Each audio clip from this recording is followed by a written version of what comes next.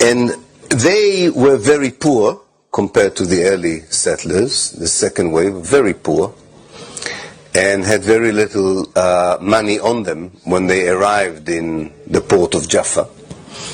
They knew nothing about how farming and agriculture, because as you know, Jews in Russia and Eastern Europe were not allowed to work on cultivation of land, and had nowhere to stay, and didn't know how to make a living for themselves in the new country called Palestine.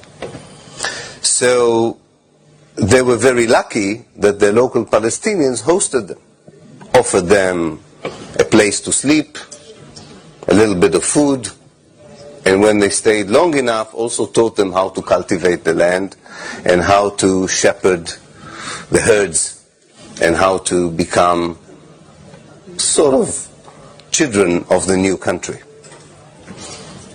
But at night, these settlers, under the candlelight, wrote diaries. They were obsessive diarists. They wrote a lot of, every day they wrote in a diary, which is good for the historian. They wrote about everything. A mosquito bite, they didn't sleep well, a lot about the women they didn't like, the women didn't like the men didn't like the men. But there is nothing that escaped the diary.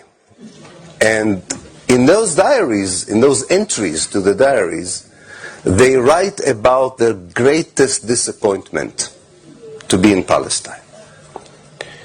The main disappointment was that the place was full of foreigners. Especially those, of course, who hosted them. They were the main foreigners. And they were saying in their diaries, and I'm staying tonight in the house of one of these foreigners.